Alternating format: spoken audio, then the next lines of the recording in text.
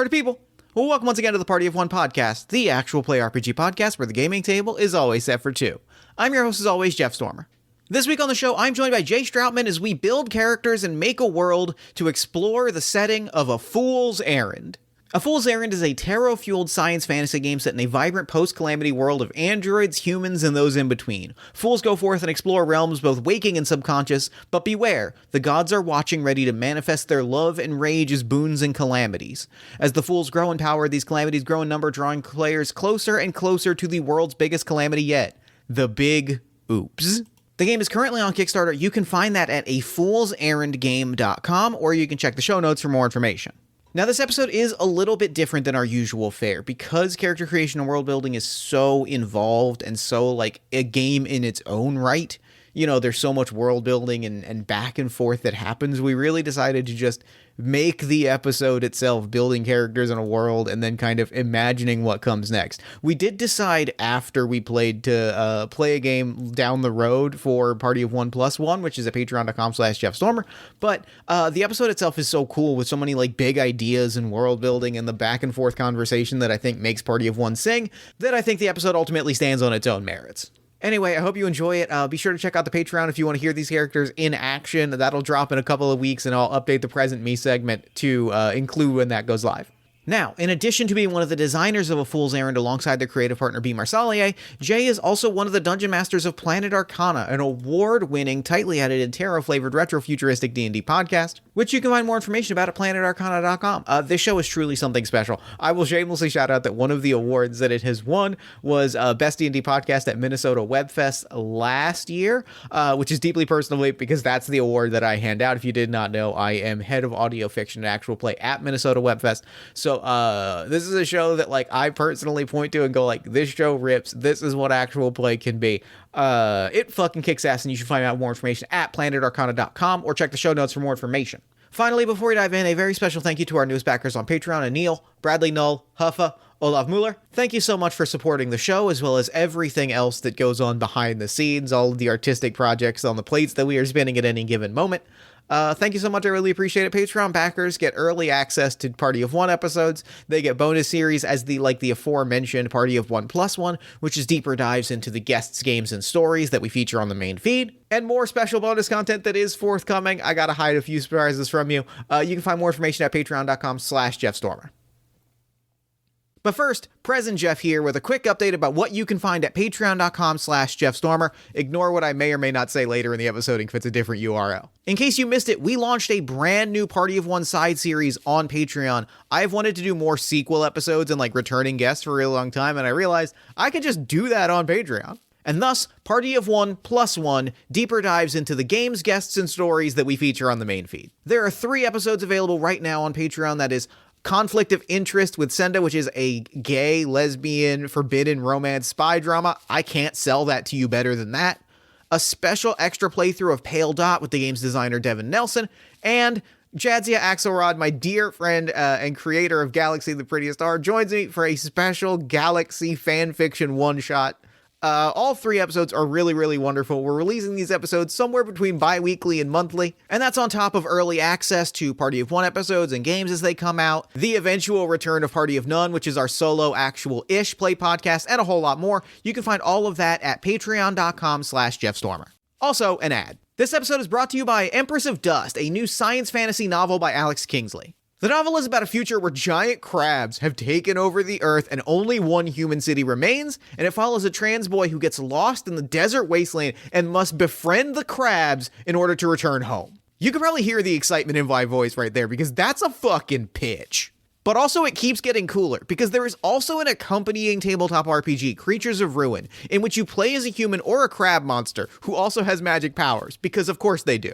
Both the game and novel have original monster illustrations that look sick as fuck and are being published by Space Wizard Science Fantasy, a small press that specializes in queer science fiction and fantasy.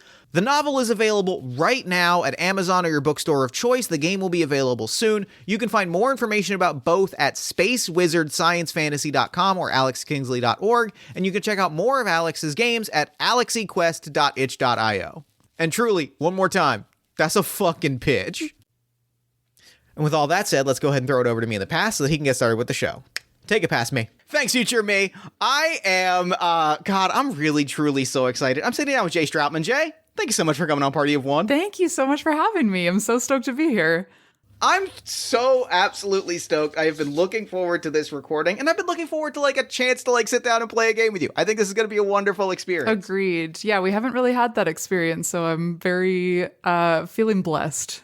That's I think, like, truly to me, that is the magic of this show, is that, like, there are people that I admire and whose work I respect, who I can just be like, hey, you want to play a game for a while? Like, it is it's the thing that I love. This is the moment that I get the most excited for the show.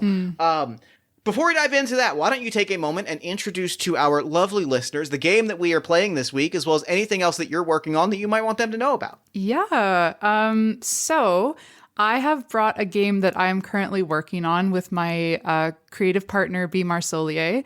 The game is called A Fool's Errand. It is a tarot-fueled science fantasy game set in a post-calamity world of androids, humans, and those in between. To play, we build our fools, we explore realms both waking and subconscious. The major arcana gods take notice of what we're doing, and then they manifest their love and anger as boons and calamities. Basically, the more powerful that the players get, the more calamities are visited upon the planet, and the closer the world gets to the next big oops. But I also understand that today, just for time's sake, because the game has a very robust session 0 and character creation, that's what we'll be focusing on. So we won't actually take these characters into play, but we'll think about it. I mean, we have the Patreon side series, which you can find at patreon.com/JeffStormer, which is Party of 1+1, where we do deeper dives. So, like, it's not off the table. Yeah. We'll talk. I am so excited. What a good fucking pitch for a game. Truly and legitimately. Also, I watched the trailer that you dropped today as of this recording, a few weeks ago as of the episode release date. And when I tell you that, like, I was vibrating in my chair watching it and just feeling like, this is so fucking cool. Yay. Like, the vibe is so up my alley, and, like, everything was just hitting on such a magnificent degree. Oh my gosh. Yeah, thank God Metropolis is in the public domain now, because we just stole a ton of clips from Metropolis, which is really very influential for the game itself. So that's perfect. You know, I am a profound advocate for art entering the public domain. It is for the collective good, and I think this is a prime example. I completely agree.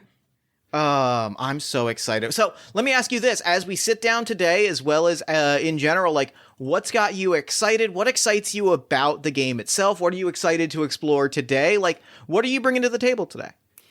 Yeah, so I don't consider this game post-apocalyptic. We use post-calamity instead, but I think a lot of post-apocalyptic worlds are very dark and sad.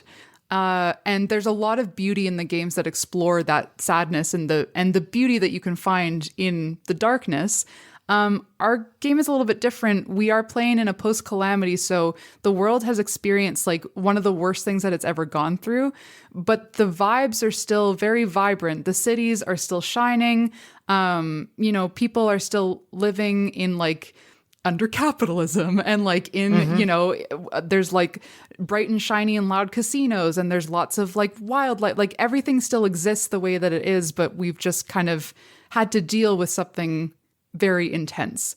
So the game starts a familiar vibe, maybe I can maybe see myself getting into this headspace. Sure. So there's maybe something a little familiar there for those of maybe us a little bit who live on planet Earth. But the game does start by building the big oops, which is the last great calamity. So we kind of get to build the apocalypse, the details of it, and then we're going to find out where we are after it. I'm really excited to make a big oops with you. All of the big oopses that I have made with other people have been so unique and interesting, and it takes a lot of what we're, like, the headspace that you're in when we go into making the big oops. There's some randomization elements with it, with the major arcana. So there's, like, kind of an extra player in the room with us that is chance, that is the cards. So love that. Yeah. So I'm excited to see what we're going to bring. And then I'm really excited to see what the cards bring to it too. I'm so excited. I have pulled them aside. I've shown them to you, but the listener has heard me give this spiel countless times, and I'm gonna do it again because, listener, you can deal. Please like and subscribe. I've pulled out the major arcana of my Philadelphia Tarot deck, one of my most treasured objects. My collection of like local celebrities and significant figures to the lore of the city.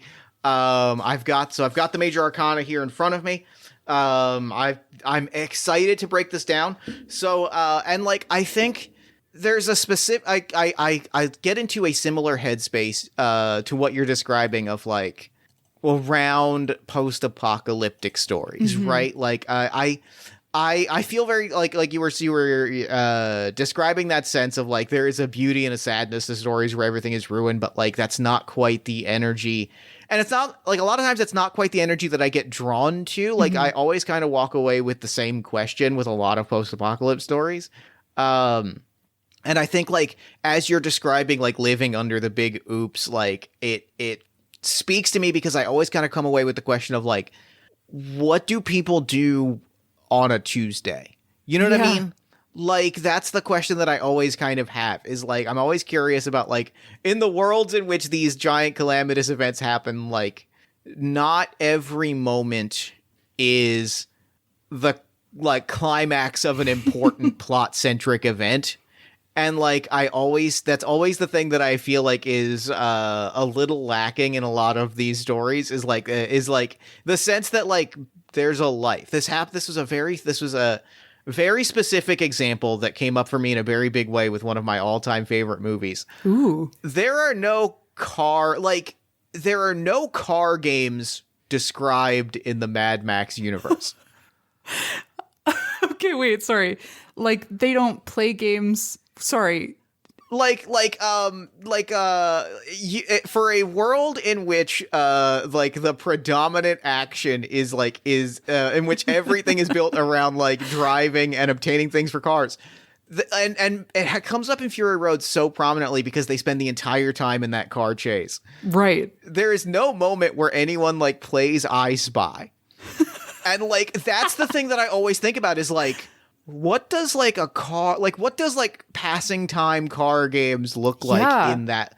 Those are the things that I think about a lot is like, what are those like what is life like when you're not wrapped up in the plot of this big story? And I think that's the energy that I'm excited to explore today. That's awesome. That also feels so specific to like, honestly, role-playing games because I understand and I can put aside my disbelief with a movie that only has so much time to tell me a story. Yeah. But there's something so awesome about like TTRPGs where you get to live out the Tuesdays of the apocalypse. you have those little moments. Like we don't know, like it's almost a sense of uncertainty of like we don't quite know when we are going to have those big plot moments. Yeah. And like it's very I realize I'm saying I realize that this is perhaps an on the nose reference point when talking about tabletop role playing games, but there's something very Tolkien about the sense of like we've done a big plot thing and now we kind of hang out for a little bit and do bits. Like there's something very like that sense is very real in tabletop games of like we do the big thing, and also we spend so much time like being like, okay, the big thing happened. Now what? Yeah. Like, what does now look like? Like, now, what does the interaction between these characters look like in the world where a big thing has happened? Now we get to reward ourselves by making little songs and eating lots of little foods. Yeah, we get to learn about a feast, and that's what Jeff gets way too invested in. Yeah. I feel so that. let's make an oops. Let's make the oops. Yeah. Okay. So yeah, the first thing I would ask that you do is remove your Fool and World card from your Major Arcana. All right, I have got the Fool. Where's the World? Where's my naked Danny DeVito? There he is. I have removed the Fool in the World. I'm shuffling the rest of the deck. Perfect. The reason for this is that the Fool is represented by the player's like their characters, and the world is represented by the journey that they undertake. So they're not used as part of the pantheon like the rest of the major arcana are. So you won't need them at all. You can set them aside. It's a shame that this is not video medium because that your world card, I can't stop thinking about it. The world card's real good. It's the Always Sunny gang all looking upon a naked Danny DeVito wrapped in ribbon. It's very good. The Fool is my beloved Philly fanatic. This deck is real special to me, and I will be pausing after each card to gush about the local figure of Philadelphia lore that has appeared in front of me. Okay, so I'm going to guide us through making this big oops. Yeah. There is a lot of lore to this world, but instead of kind of front loading you with it so that you have to, hear me talk for a long time, digest it, and then do it, we're going to take it sort of as it comes. The first thing that you need to know, though, is that before our story begins, the world experienced the worst calamity in recorded history, the Big Oops. And it has been theorized that the Big Oops occurred as a consequence of the previous fools completing their errand or their journey. So we are but fools in a cycle of fools. Love that. Really, really love that. So the first question that we have to answer, and this is a little abstract, but our first question is, was the Big Oops an indulging or a denial of the major arcana? Which I'm going to ask you this, like, is there one that you're especially interested to explore, or is there one that tends to come up less often? The one that comes up less often is the indulging of the major arcana, because I think people are really excited to say no to the gods, which I completely understand. But there's something kind of like, I feel like it could get really messed up if you give the gods what they want. That and that. I do love a good god drama. I do love a good all powerful beings get a little too up their own ass and decide to obliterate everything. Like, there's something very compelling to me about this. I would agree. Okay, so I think we're going with indulging the major arcana. Indulgence sounds great. Okay. The next question is, did the Big Oops result in the addition or a deletion of a major arcana? I really am excited by the idea of the addition of a major arcana. Okay. The idea that something came, like, that it almost feels to me more leaning into, like, the vibe of the word. Like, oops is such a good evocative word. And, like,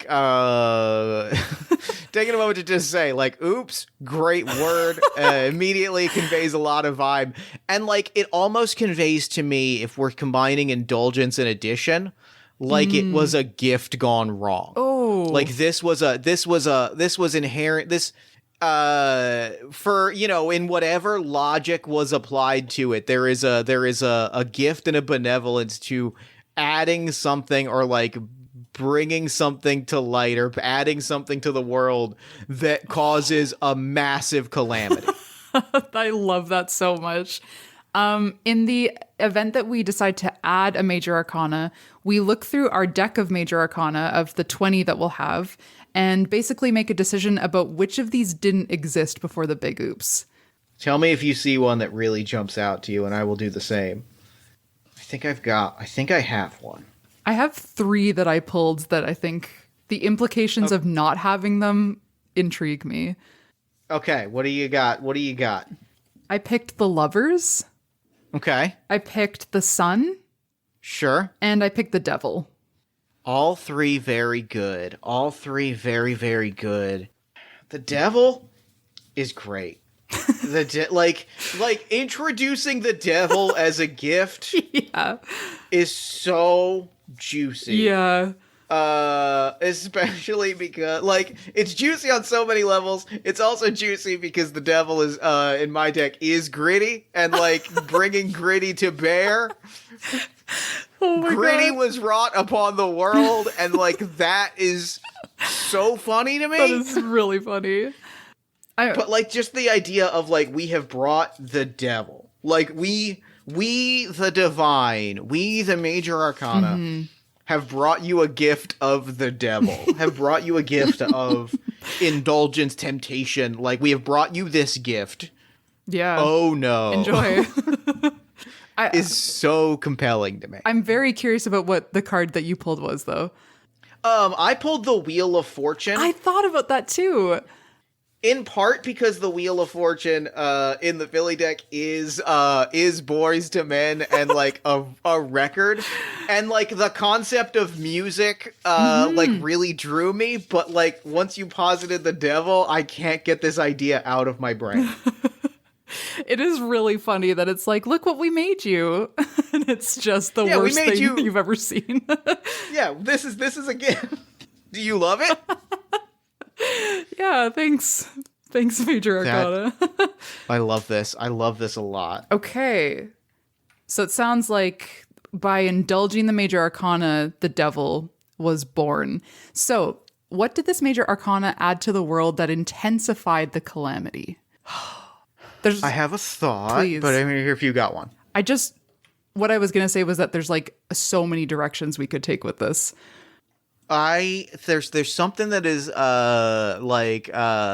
crawling out to me that I feel like is pretty exciting. Because I know that the devil in tarot represents itself a kind of indulgence, represents like a pursuit of what you want. And like there's almost a sense of like that implication to me almost feels like a feedback loop. It almost feels like, this was we have indulged the Major Arcana. They have created the devil, a being of like deals and offering. It increasingly takes the space in my head of like an old Scratch kind of guy from Boston, like book of deals kind of literalization of the devil in terms of a like you indulged us, we gave us what we wanted, we are returning the favor and giving you someone who can give you what you want.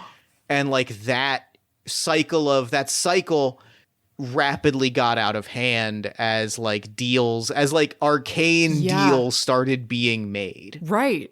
Yeah, very much like sold your soul to get something. Mm-hmm. And so I wonder if like previous to the devil, that maybe the Major Arcana at large were taking these deals and it became such a heightened thing that it morphed into its own like god. That's really interesting. That's really, that I really like. That's compelling. Because I feel like indulging the Major Arcana would be kind of like giving something up of yourself, which is probably part of these deals. And then almost like they didn't intend this, but then the devil shows up and is like, I am the deal god. And now all of those deals go to me. And it's just like, I could imagine that the rest of the Major Arcana would get so pissed. There's an energy and a joy to that, and it almost reads to me like this is bringing a little bit of living in the world in 2024 to the equation. It almost feels like they have installed a middle manager to streamline decision-making processes, and then that middle manager becomes a middle manager. Like the idea of like indulging the gods, giving up something of yourself and like receiving something in return, like those sort of blessings becoming manifest in an arbiter of blessings and an arbiter of deals who then also increasingly like adds more complication to those deals. It feels increasingly like it is a something there needs to be a control factor here. We've added a control factor, and now that control factor is grasping at power. Wow, that's delicious.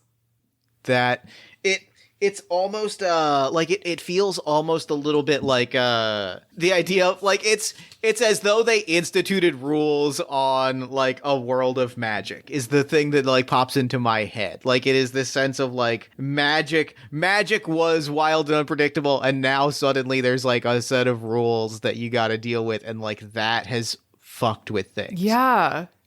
There's also the hedonism aspect to the devil, which I don't think needs explaining. I just think that it's interesting that like that was probably, a piece of what was promised back to people was, the ability to to indulge themselves in whatever they wanted to indulge in.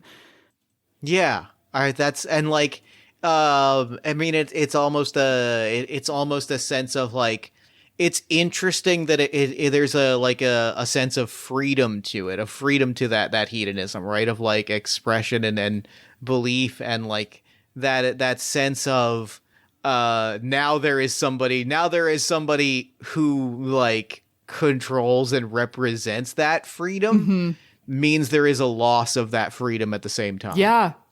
Oof. This is good. This is good stuff. This is good. This is great. The vibes are good. The vibes are good. We made the devil. We got there. We did it. Okay, the next question is, where in the Fifth Collide, which is the world that we play in and the continent that the story exists in, where in the Fifth Collide did the Big Oops begin, and how far did it spread?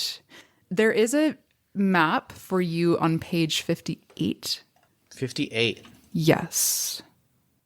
Got it. So we could be as specific as like picking a place on the map, or we could be a little bit more general, like maybe it started in, you know, a city. We could make our own city. It could be, you know, anywhere in between those specificities. Where do we think, what feels compelling? Is there a vibe that jumps out to you? My vibe is like, I feel like the devil would be able to almost hide itself in a city. But when I say that, though, then I'm also kind of like, there's something about like a small town where everybody kind of knows each other and yeah. I'm gonna run with a small town and like throw out like something that's been sitting in my mind that like takes this very I think small town is great because I think that like what I want to maybe posit on like a very metaphysical level or a very like metaphorical level is that like the devil first arrived when no one is around, or like when someone is by themselves.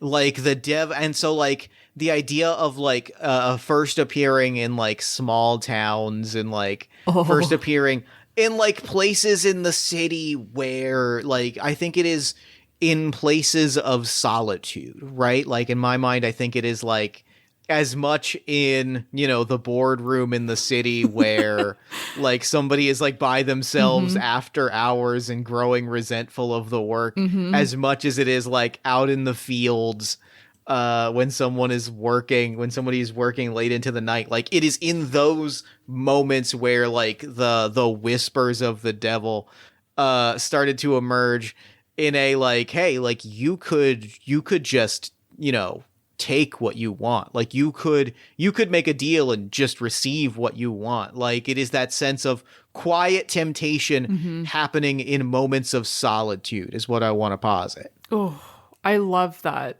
Yeah. Okay. So I totally agree. The climate that to me facilitates the solitude is somewhere cold.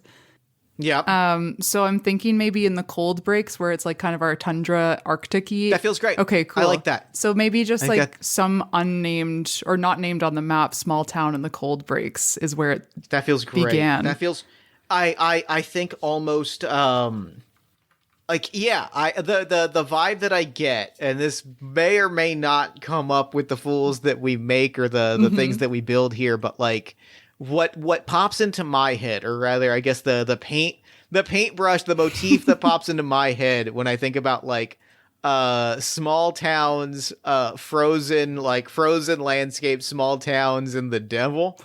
I get a real Fargo vibe. Oh my god. And so like something about like appearing to somebody when they're by themselves and like they're desperate for something, and like that representing how the devil's influence spreads, of like almost like a series of like cosmic magical science fantasy Coen brothers deals gone bad. Wow, you were speaking my language right now.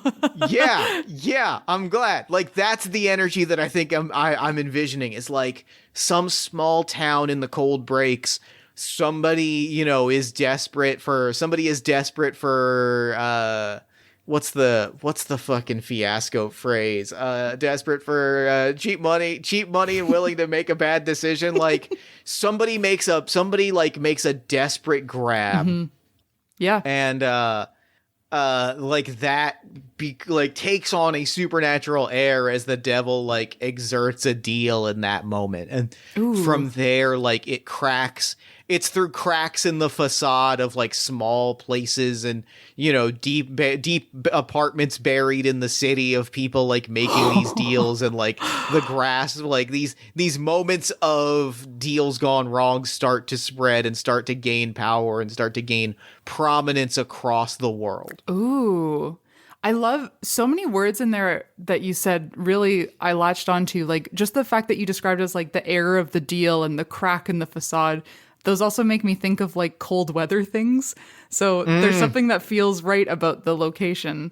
Yeah. But I also I really like the way that you describe the deals are the thing that's spreading. Like a deal gone wrong is like kind of infecting, like, you know, places around it. Yeah. And that does kind of like the follow-up part of this question is, how far did the big oops spread? So I was thinking, like, when I first read this question, like, how far did the devil's influence spread? But I wonder if the big oops itself was like one really bad deal. That's really good. You know what I just rewatched recently? That I'm here to say excitedly holds up honestly better than I'd possibly hoped it could. I just rewatched the movie Doctor Strangelove, or How I Learned to Stop Worrying and Love the Bomb recently. Great, genuinely great, hilarious film. But like that energy, the energy there that like feels right to me of like a big oops is like, what happens when the person who makes that short-sighted deal is somebody with a finger on the button? Like, what happens when somebody who's got command of like a fleet of automatons, or like a fleet of androids, or like a spaceship? Like, what happens when the cheap desperate deal gone bad is somebody in a and like that's the energy that jumps out to me, is like, what happens when somebody is drawn into a supernatural deal who happens to be in a position to cause the big oops? Oh my God. And it makes sense that someone like that would take a deal with the devil. Yeah. I think it's the thing that makes me think of Doctor Strangelove is like, it feels so much of what we're describing with this devil is so human. Yeah. Like it's such a human, and like that very human sense of like, this is a person in a position of immense power. They're also just kind of a guy who like got desperate and greedy at the wrong moment, shook the wrong hand, and oh no, things have gone bad real quick. Oh my God.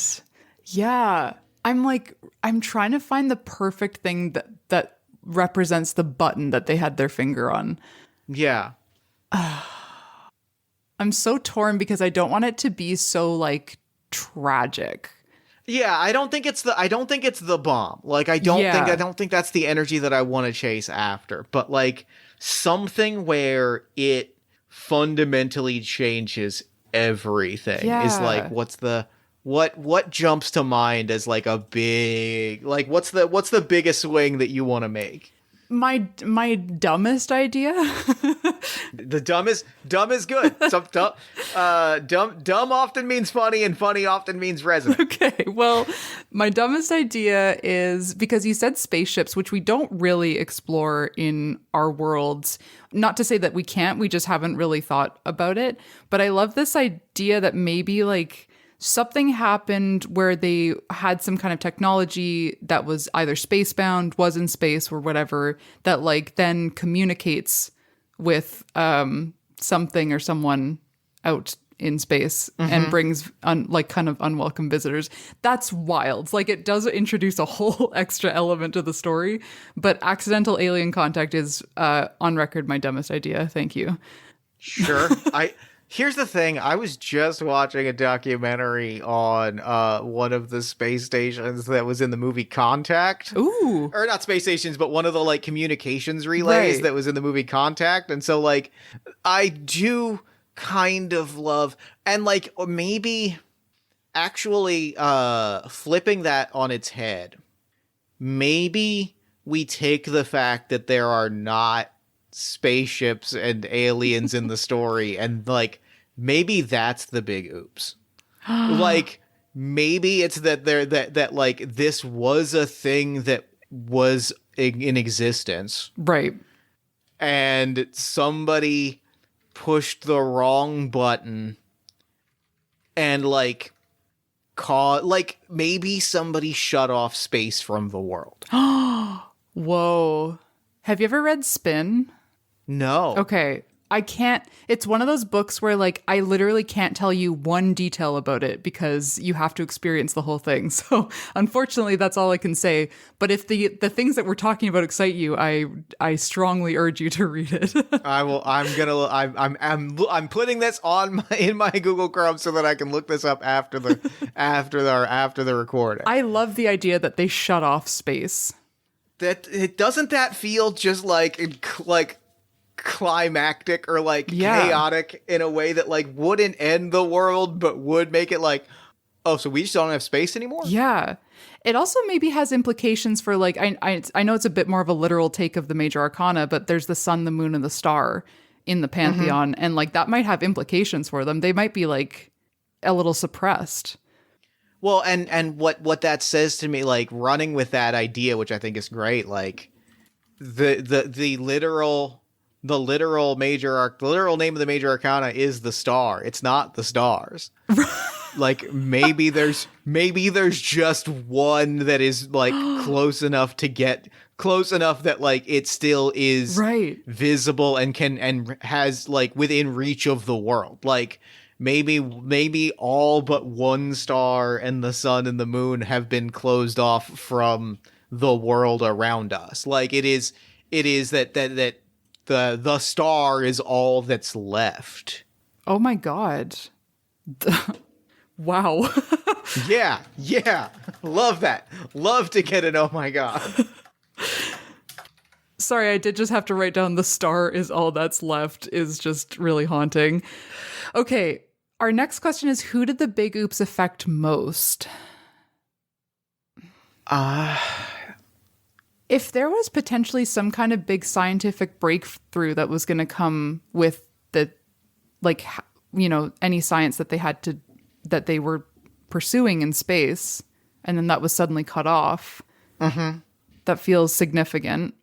That feels significant, and that, like, I like that, and I think, like, I want to take that and I want to swing it, I want to swing for the fences with that, and say, like, in a very literal sense, it is like the scientific community. It is the researchers, the engineers, the people who are like pulling on space, but in a much broader sense, I want to say it's dreamers. Oh. Like, I want to say, like, imagine, like, I'm thinking about space in a cultural context as somebody like, as like, in like a modern cultural context, space is possibility. Space is, you know, space is infinity, and imagine if one day infinity wasn't there. Okay. Yeah. And so like I think it is scientists, it is researchers, but it is also just like people, like it also just in it like is like anyone with like dreams of infinity or dreams of something beyond the here and now. Yeah. It is like a very literal and also metaphorical closing off of possibility. Right. There's maybe a parallel there because within the worlds, you know, fools explore both the waking and the subconscious realms. The subconscious realms are the dream and the digital network. The dream network is where humans go when they rest. Digital network is where androids go when they rest. And it does kind of parallel space in the way that like those places are infinite. And they are points of potential. And I wonder if the locking off of space has something to do with the locking off of the other realm that we can explore infinity in. I really like that. I really, really like that. Yeah. That's really there's something captivating there. And it almost feels like that would push you towards chasing into the dream in the digital space, right? Yeah. Like if it almost maybe that almost gives us an idea for like why those spaces are prominent, like to our fools and to the world, is like they're all we got left. Yeah. Or maybe they were like, maybe they weren't really present before the big oops. Because I like that. the fact that we chose addition and indulgence of the major arcana does suggest that things were added to the world, and maybe in losing space, in losing one potential of infinity, we sought another. I'm going to throw this out and feel free to shoot this down. What you're describing is a literal bargain. Like, you are describing a literal trade and a literal deal and a literal bargain. Oh, and we my have not God. stated what the deal that someone made that closed off space was. Oh, wow. That's awesome. I feel pretty good about that. I'm feeling pretty excited about that. I feel incredible about that. We found our frickin' devil's bargain. And it was literally like, if you want free access into the dream world, you got to give up something in exchange. Oh my God. It's like these are the kinds of questions that would get answered in the campaign, but I'm like, what does the devil want with space? Unless the devil's just so obsessed with the deal that it doesn't matter. It, like, as long as you give something to get something, it's not like the devil wants it. He just wants you to give up something. And like as an initial, this is like a long-term campaign question, but like as a starting place, that is intensely compelling to me. Like that angle of a devil that's like, oh, I don't care. I just like it just needed like what that says to me is that like it doesn't matter. It just needs to hurt. Like it's that it just needs to be important, like sufficiently important to you. Yeah. It's almost an emotional version of the law of equivalent exchange. Like It's just thinking that. It doesn't matter what you give up. You just got to give up something that is as important to you as what you are chasing. That rocks, because that's the whole point of this god, and the fact that the god was literally made in this kerfuffle, and like the fact that it could be so pointless is just like, well, you got to give to get, and it's just like that's this god's business. It doesn't matter. The god doesn't care what you gave up, but you had to give up something. And like there is it makes it a really like eminently kind of hateable thing of like, you have been given a space, and there's this sense of like, oh yeah, I don't give a fuck. It's fine. I don't care. I don't really want it. Yeah. Oh, I'm not using that. Yeah, there's a real eminently hateable energy to like, I have taken something and I truly do not want it and will not consider it again. That is a punchable villain for sure. There's a good punchable villain there. Ooh, okay, amazing. And our final question about the big oops, before we get to the next section of it, of course, is how long after the big oops does our story take place? I'm so torn on this. Yeah, I feel like there's two answers for me. That's either like immediate, like the seconds after, or it's been 2 lifetimes and people have just like accepted this long enough that like that the desire, or that like the thought that something could change has left people's minds. Right. Okay, so the one thing that I'll tell you about Spin, the book, is that the very first thing that happens in it, like in the first couple pages, is that one night people go outside and the stars go out. Oh. So, okay, yeah. And the rest of the book is trying to figure out what happened and why. But I do love that idea that in the seconds after we lose access to space, like what does the sky look like? And like that I think that is like, then I think the third answer emerges of like, I'm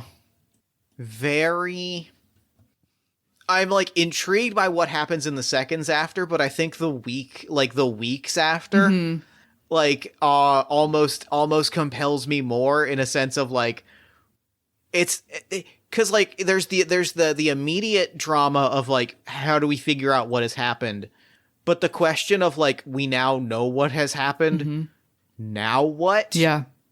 Really, really compels me. Like that sense. There's that. It's that sense of like we know that it's gone, and like we, as far as we know, there's no getting it back.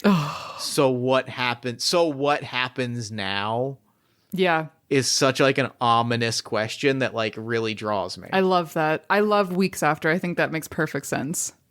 Just long enough that like word has spread of what has occurred and things have settled. Things have settled into oh no. Into oh no. Yeah. Post oops, oh no. Okay. That feels really great. That feels incredible. I'm so excited. The next phase of this is that we basically determine the important major arcana in the lead up to this. So remove the devil from your pile. And then Got it here in front of me. Each of us are going to draw a major arcana, and we'll redraw if we happen to draw the same one. Okay. Got it. Ooh. Okay. I drew Wheel of Fortune. And I drew Judgment. Okay, gnarly. All right. All right. So we need to decide if these two, if Wheel of Fortune and Judgment were allied or feuding in the lead up to the big oops. That's real juicy. Yeah. That's juicy. And the implications of this are that if they were allied, they added something to this whole calamity. If they were feuding, they destroyed something. Let's see. Wheel of Fortune is randomness. It is these feel diametrically opposed. I was going to say the exact same thing. And that almost pushes me towards like what happens when they ally. Yeah. Like the fact that it almost feels too easy to make them feuding because they are so, as concepts, diametrically opposed. There is something that I kind of see. I could see an allyship in the fact that Judgment has the word absolution in the keywords and Wheel of Fortune has destiny. I feel like there's something that maybe connects those two ideas. I like that. I like that a lot. I think that's and so like and that almost pushes me towards like what maybe got added to the big oops and to the calamity as a part of all of this. Oh man.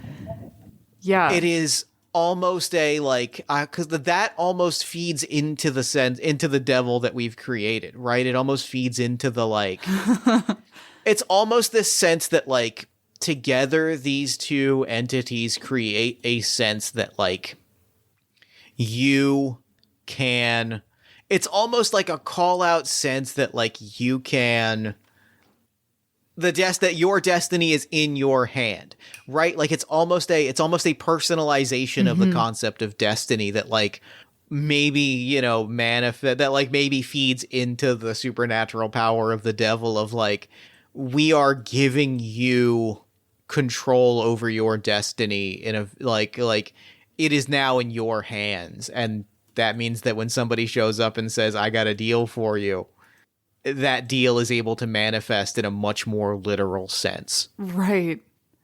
Yeah.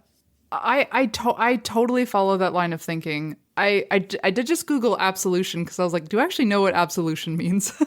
And now that you've said it out loud, I must in fact also do the same thing. Declaration of forgiveness of sins, which is interesting considering that the devil ends up being the big player. It is very interesting. I have ideas, but they're all leaning very real world religion, which doesn't feel quite right. It almost feels like that plus destiny plus like what are the other keywords for the Wheel of Fortune? Where's my little tiny booklet? Here you are. Wheel of Fortune, I have destiny, luck, and decisive moments, like you said. Decisive moments, destiny.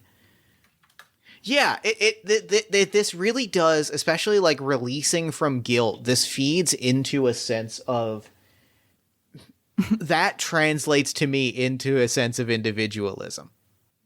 Yeah. Like that to me feeds into a sense of like, you are your own Yeah. You are the architect of your own destiny. Like it is the acknowledgement that you are the person who is going to make destiny happen, and like manifesting that in a very literal arcane way of like the individual has the power to like Right.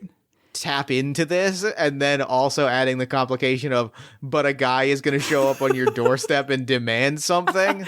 Like it's a very like that is a gift that lands in people's hands that then another god takes shape Yeah. and turns into something even more terrifying. Well, yeah, I'm bouncing off of that. I'm thinking about like decisive moments for the Wheel of Fortune and just the word judgment from Judgment, and thinking about how maybe these two were like, we want to give more power to people for whatever reason, and in these decisive moments, you can make these very big decisions, but you will have to live with the consequences of it.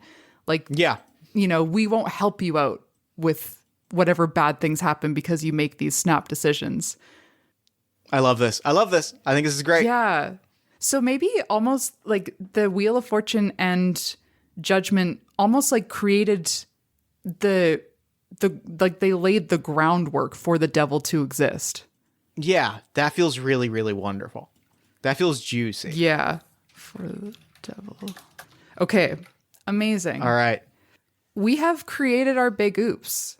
Yeah. We have done it. And so the next question is, who are we in this in this world? Okay. So the first and most important step is that we are going to determine our character's motivations. These are tied into major arcana and will kind of inform as we play which major arcana are going to get cozy with us, cuddle up to us, take credit for what we do, mess us up when they have the chance to and are angry at us. They become quite prominent as the campaign goes on. But for starters, basically what we're going to do is you can either choose 3 major arcana or pull 3 randomly.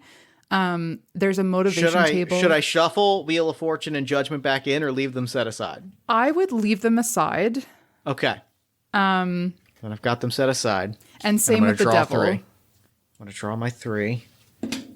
Yeah. And then there is a motivation table on page 14.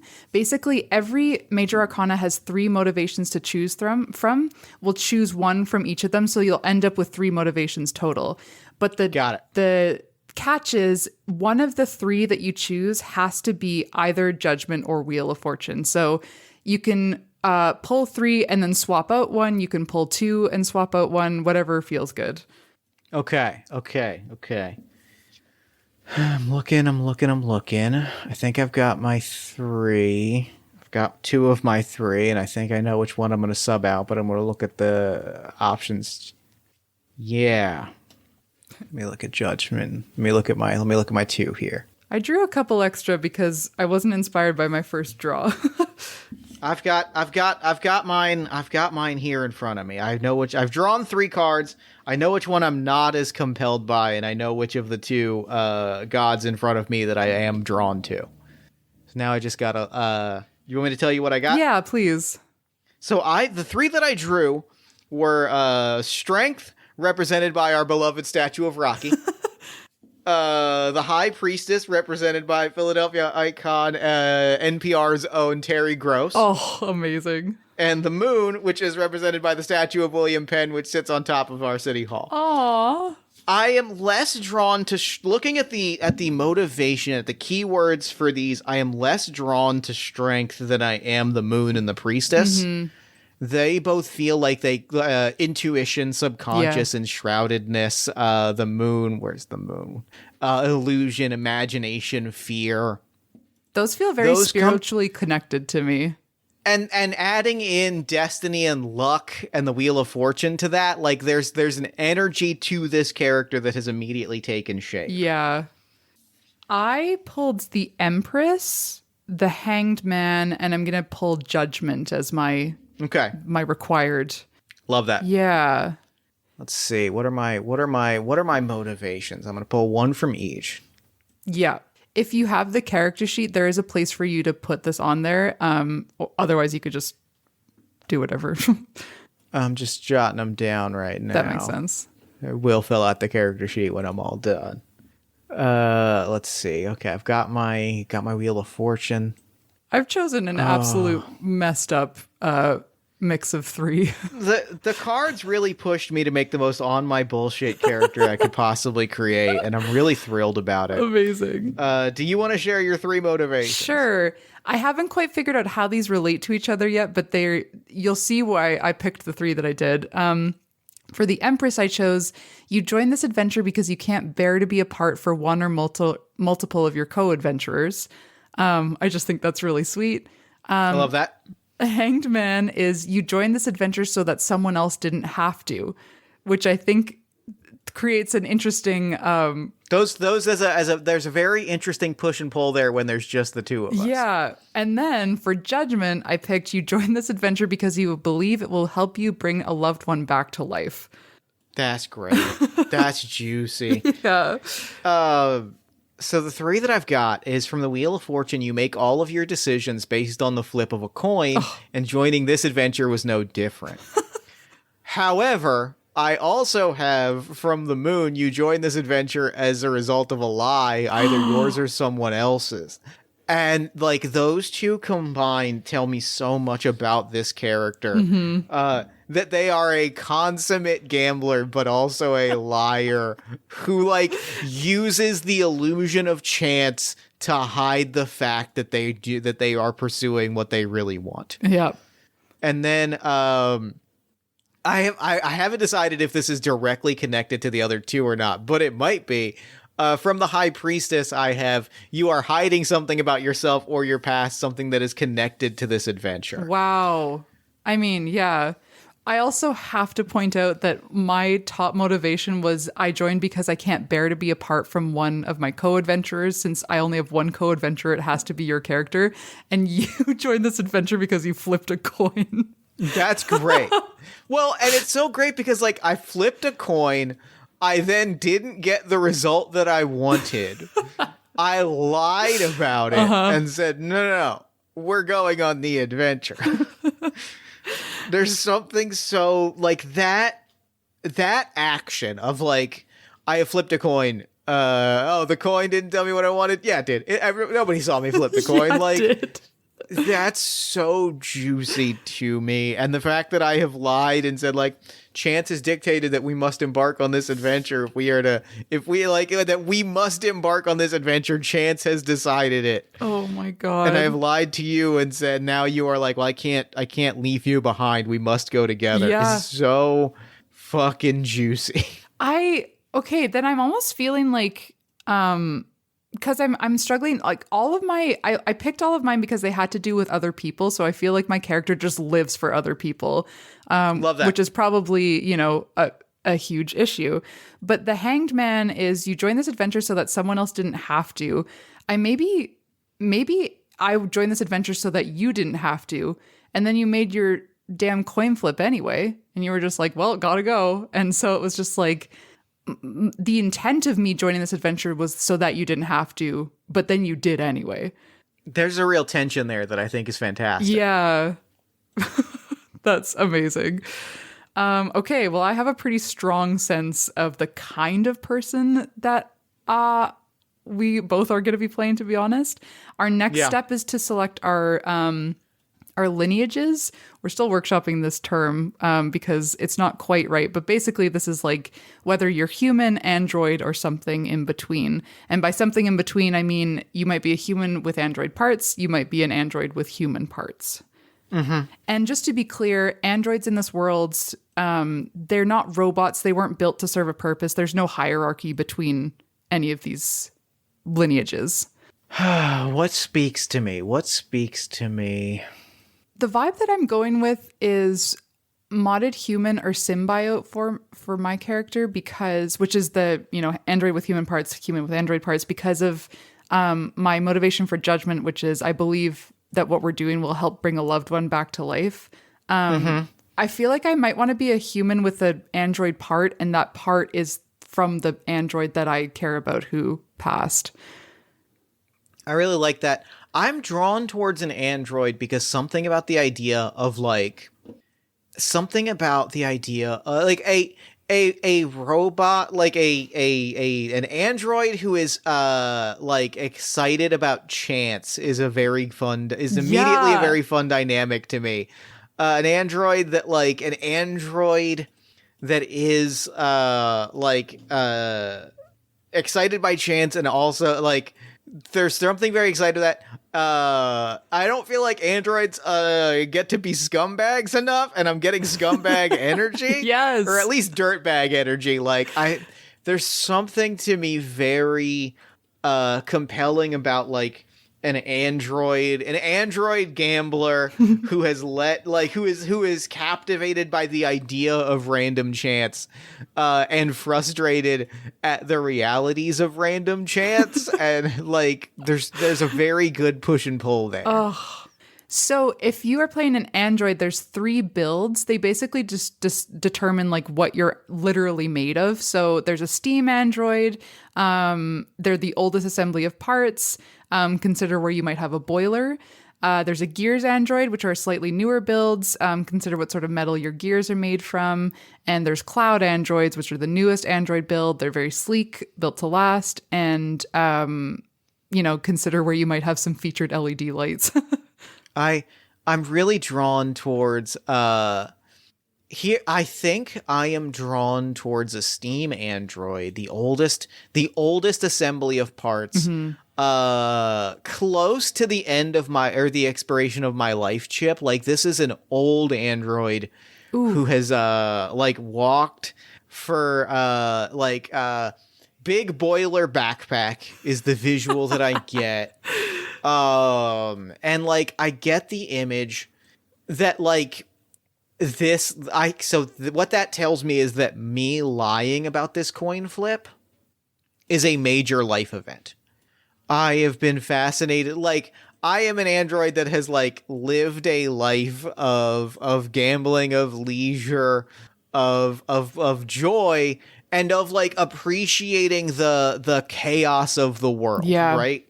I've appreciated the world for a place that, the world is a place that runs on infinite chaos. And as somebody who can tell you that every part of my body is built for a purpose and that I can feel every part of my body like running with an intent, I find that chaos to be the most beautiful and fascinating thing in the world. God. And like this one moment when we're about to embark on this adventure, when I trusted the chaos of the universe and it didn't give me what I wanted, it changes my perspective to, no, I'm going to do what I want. I'm not fucking listening to I'm not listening to a fucking coin.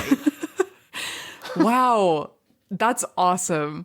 Okay, let me pitch this to you. Let me know how you feel. But I think that, because I'm considering that like this person who passed that I have their part was an android. How do you feel about them being related to you? So I have a steam android part.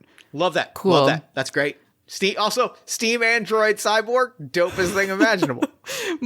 I'd like to pitch again my dumbest idea, because I was thinking like, oh, maybe it'd be cool to have like one of their eyes or like their hand or something like that. But the fact that it's a steam android, I want to have like some like steam release kind of thing.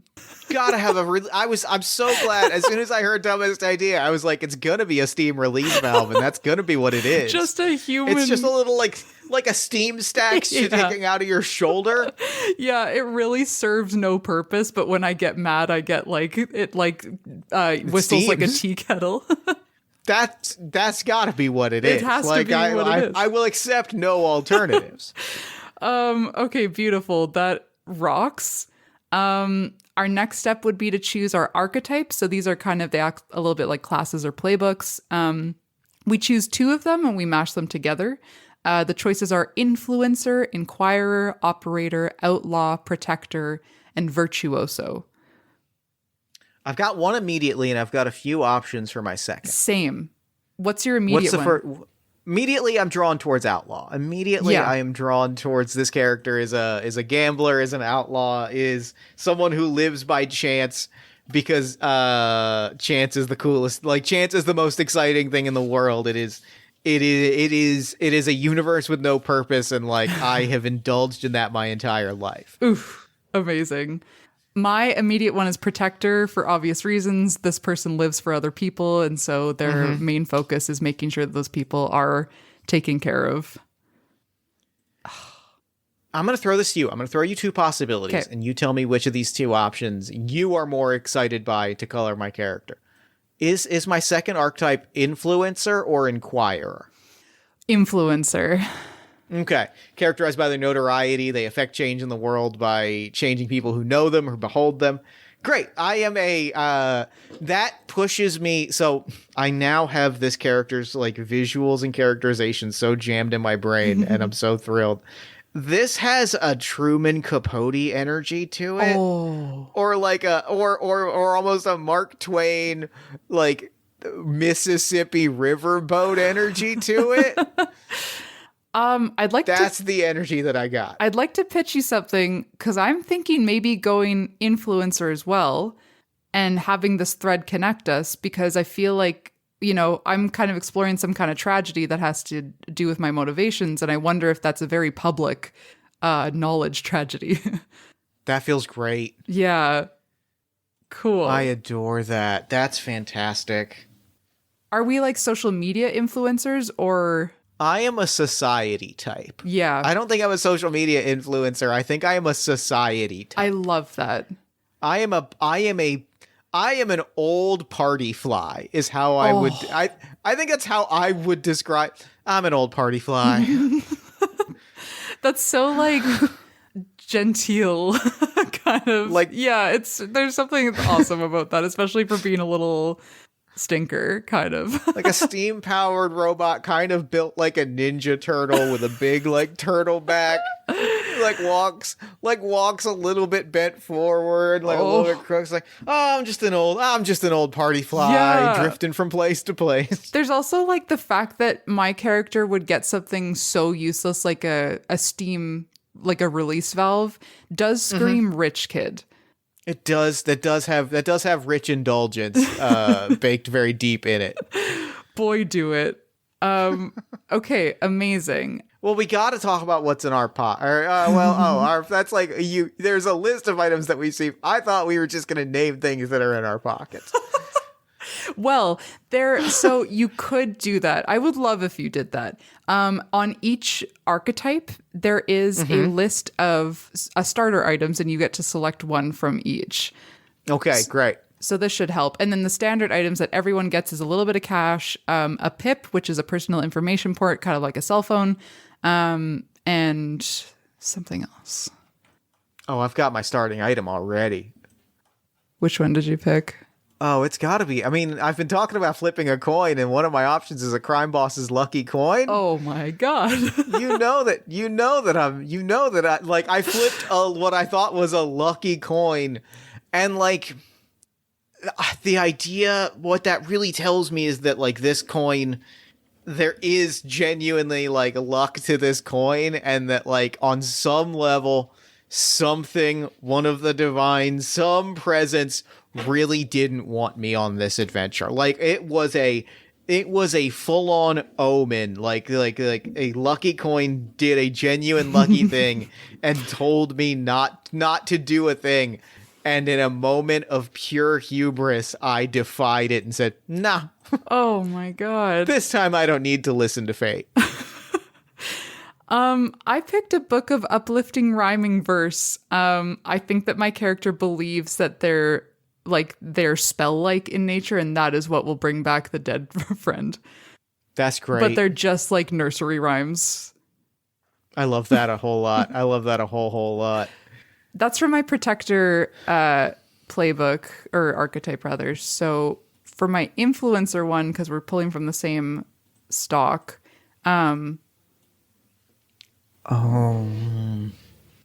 The three options here are very good. There's an extendable, collapsible, contractible selfie stick, a room full of trophies, or a newspaper clipping about you.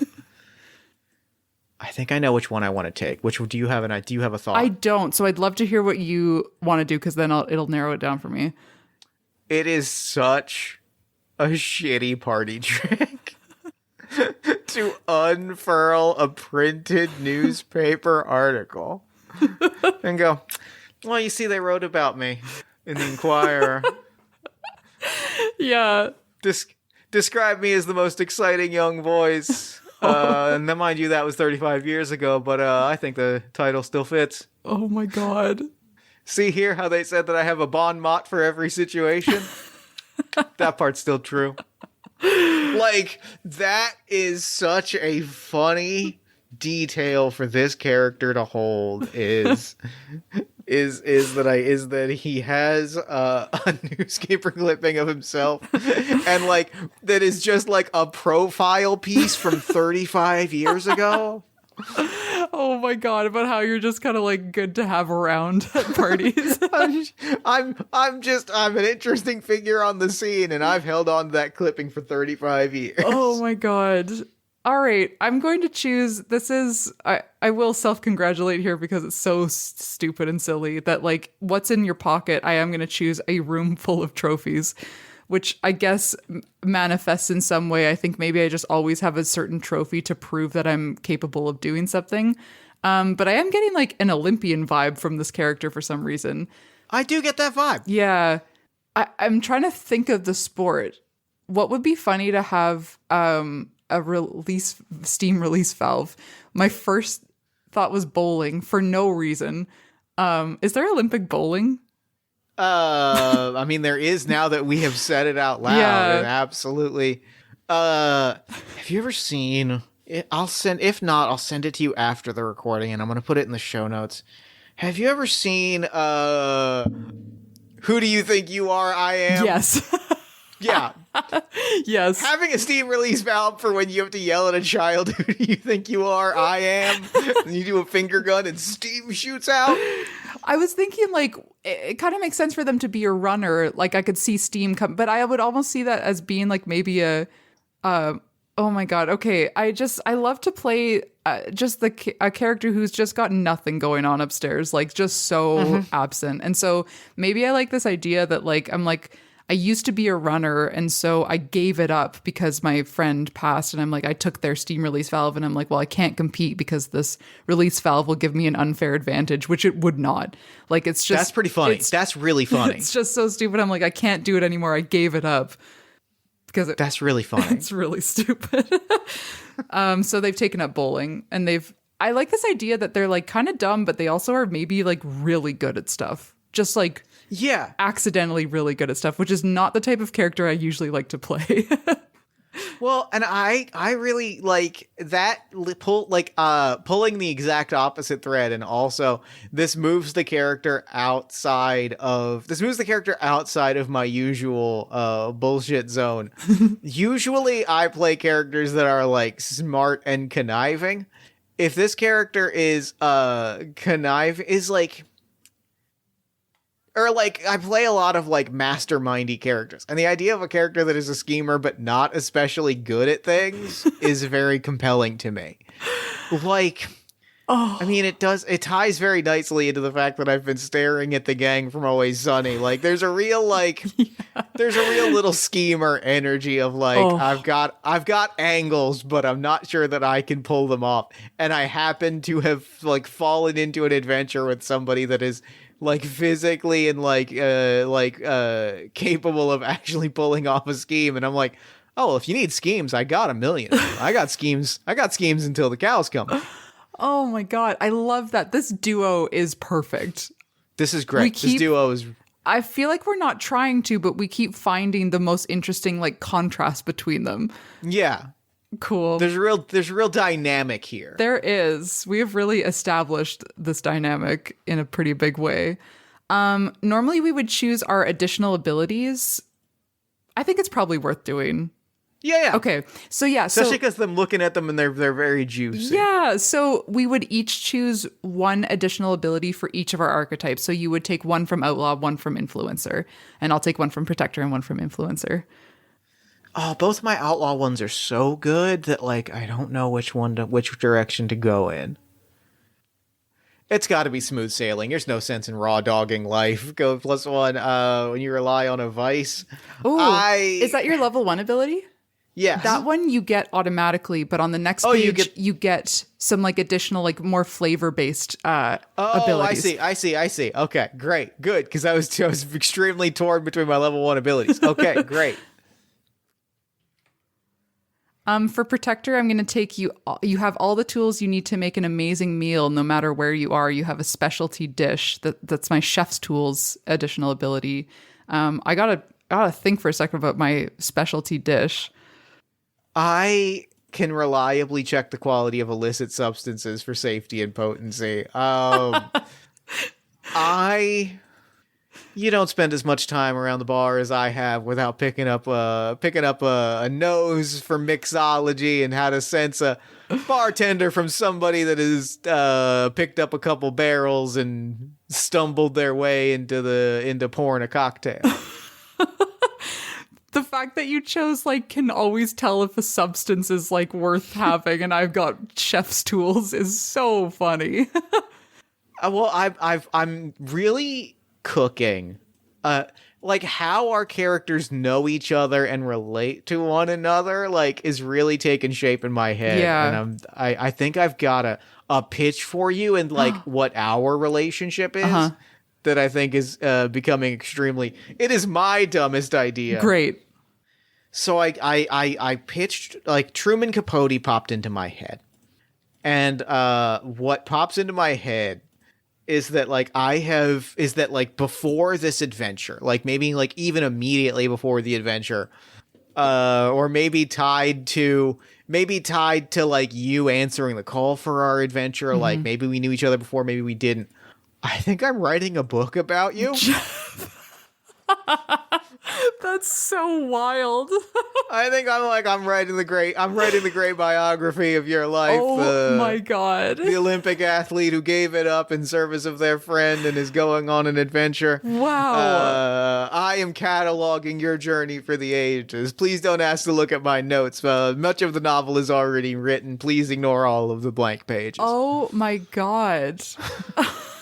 That's so funny. Does my character know this? That's a great question. Well, let me ask you: does your character know that this is a thing that has emerged? It's way funnier if they don't. I think so. I think you're right. Because it seems like that would be a posturing thing for your character. It doesn't matter if my character knows or not. I'm just kind of doing my thing, trying to get my friend back. Okay. Actually, my brain is exploding. Because now the coin flip makes sense. I think I am writing a book about you without you knowing it, but in a manipulative way.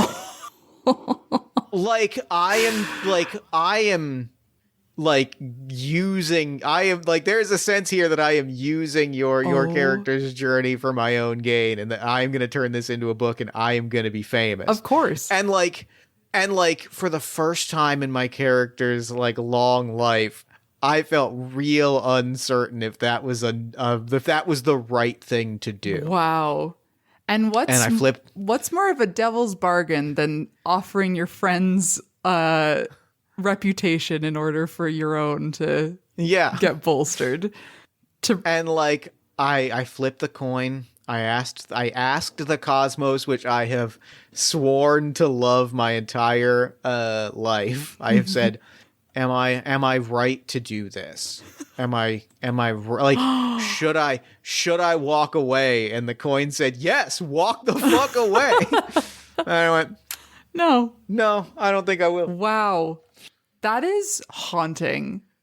That is so real good. Bastard energy, but there's real character growth in this character, maybe either becoming more or less of a bastard. Yes. I love this.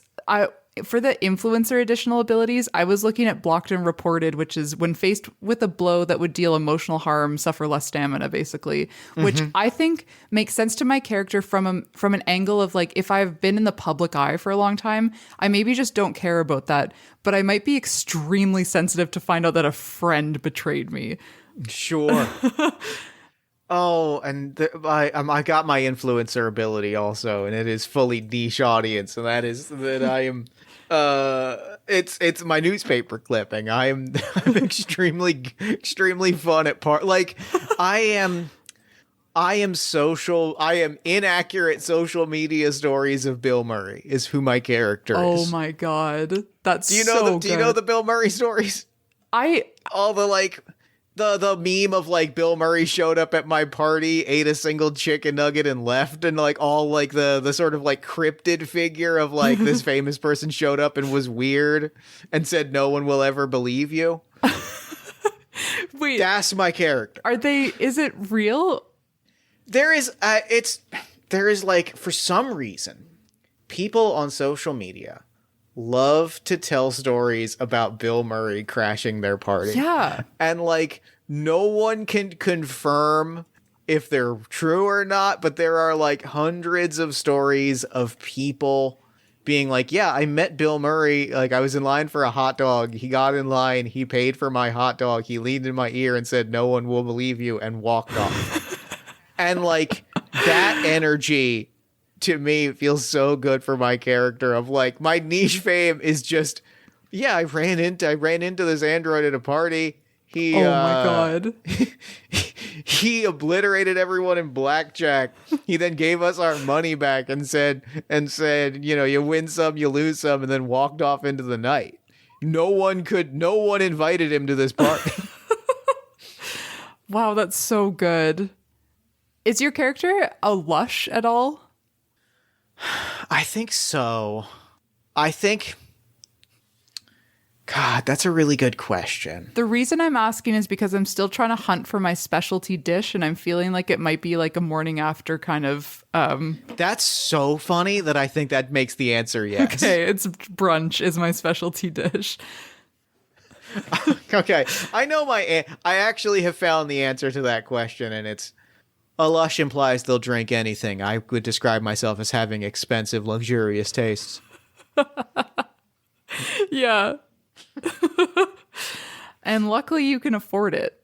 Yeah, I can afford it, and also I can tell when something is actually good, like is actually worth it. Or I can afford it. That's also really funny. Question mark.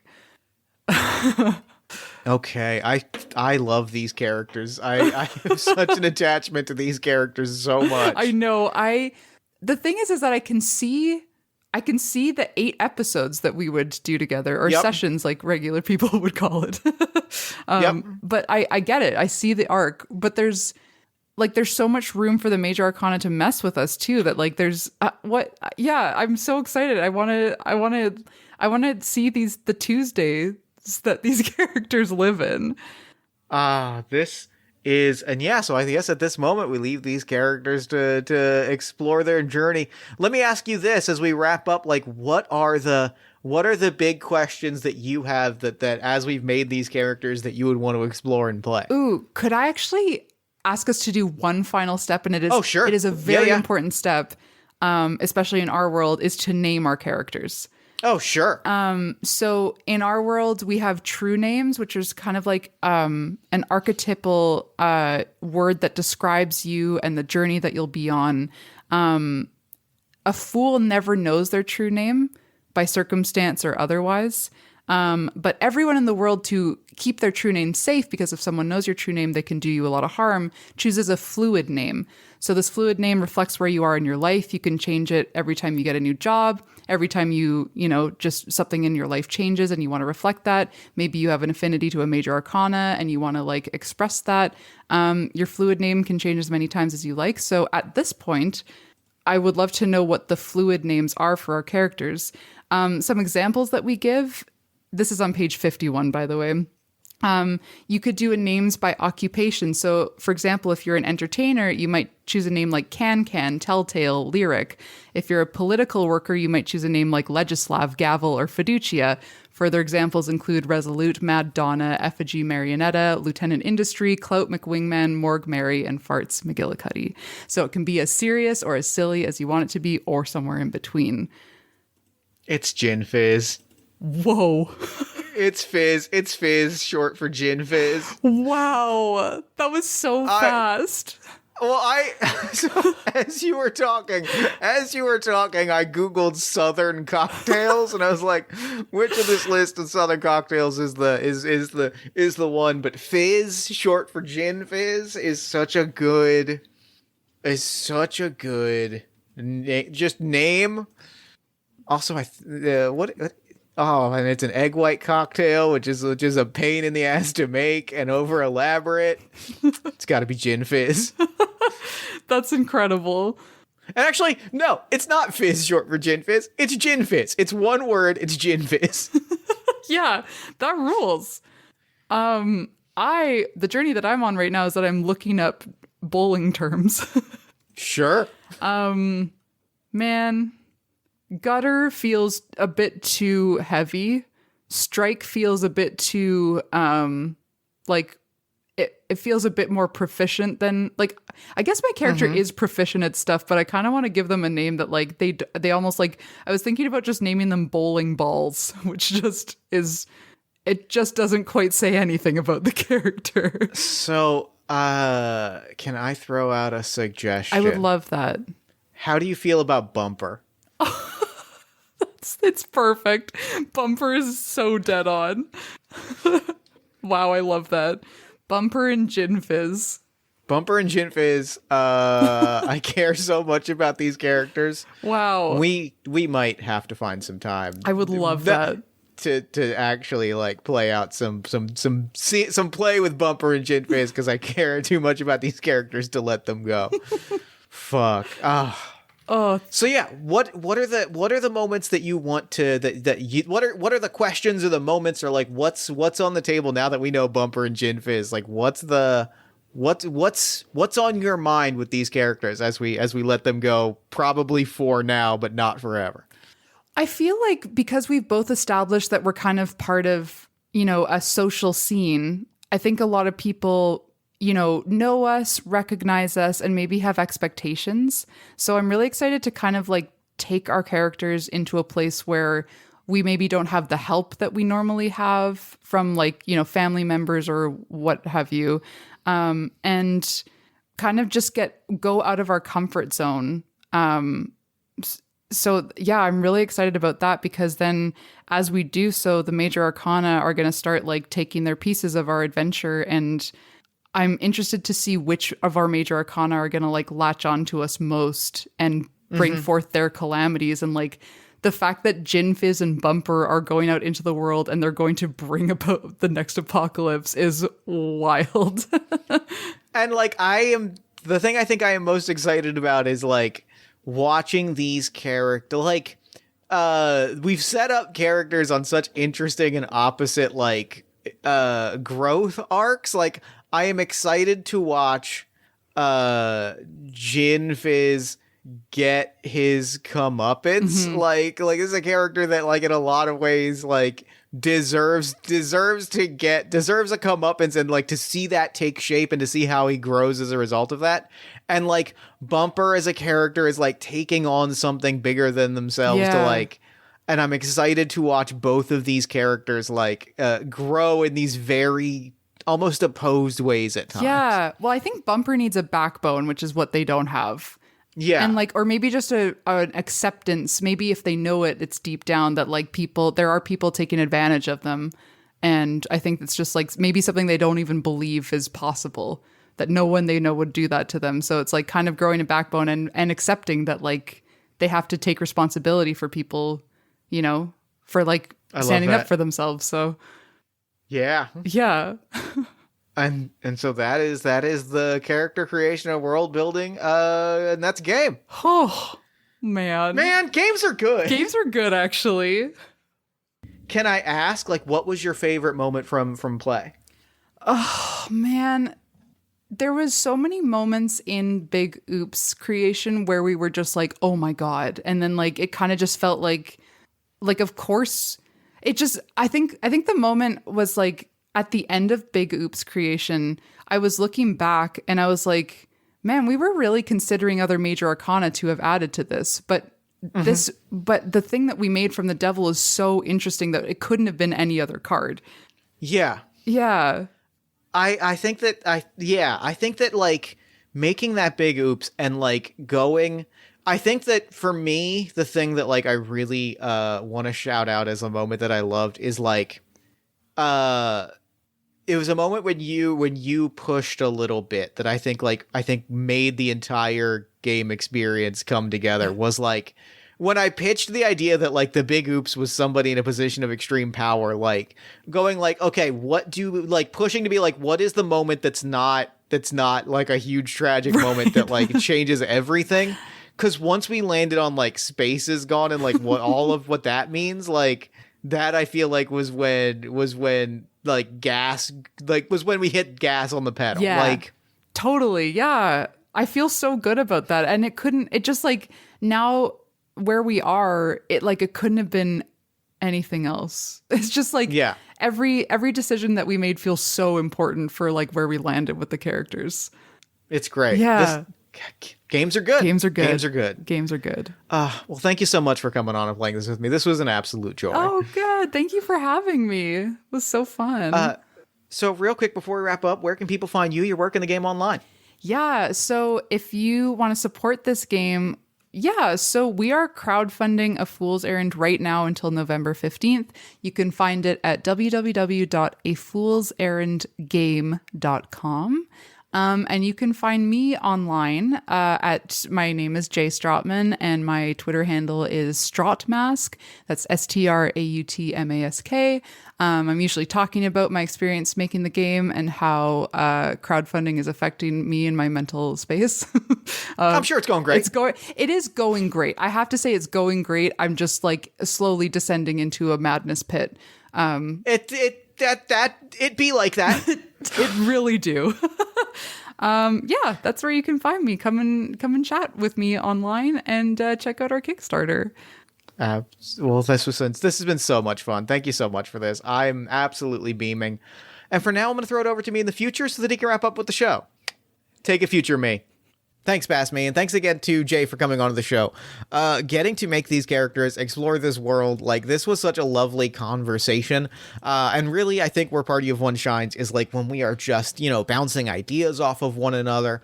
I've taken to really describing it as, like, an interview wrapped in an actual play, and I think this really accomplished that of just, like, getting to share in our mutual creative, like, joys and excitement, and the characters in the world we created are so captivating and so joyful. This episode was really something special. I honestly cannot wait to like pick these characters up and actually play a session with them. I'm so excited. Be sure to head to afoolserrand.com to check out the Kickstarter for A Fool's Errand, which is running at the moment this episode is released. And be sure to check out planetarcana.com, as well as all of Jay's other work, which you can find in the show notes. And be sure to follow them on social media at Strautmask You can also find us on pretty much whichever social media you prefer at Party of One Pod or Jeff Stormer, depending. And if you enjoy the show and you want to support it, there's a lot of different ways you can do that. Subscribe to our newsletter at buttondown.email/partyofonepodcast. And join our Discord community at bit.ly/partyofonediscord. You can support us financially at patreon.com/JeffStormer or ko-fi.com/JeffStormer. You can give us a nice iTunes review, shout us out to a friend, give us some love on social media. You can buy some Party of One merch at bit.ly/partyofonemerch. Or if you're looking for more great podcast content, you can check out All My Fantasy Children, which is a character creation, storytelling, and world-building podcast that I make with my best friend in the world, Aaron Catano Saez. We take a listener-submitted prompt and spin it into an original fantasy character, populating a shared universe one story at a time. You can also check out Yazeba's Bed and Breakfast, which is an actual play about a heartless witch, a cozy house, and the many people making their homes inside. Both of those you can find wherever you get your podcasts. Party of One is, as always, produced and edited by Jeff Stormer and Jen Frank. Music for the show comes from the song Infinite Lives by Mega Ran featuring the D&D Sluggers, and the Party of One logos by Evan Rowland. If you'd like to inquire about advertising rates, coming on the show as a guest, or about press coverage of the show, you can email me at partyofonepodcast@gmail.com. And unless I am mistaken, that is all we do here. So until next time, thank you so much for listening. Remember to fight the forces of fascism every single day. Remember that self-love and self-care are radical and defiant acts of resistance. And as always, party on, everybody.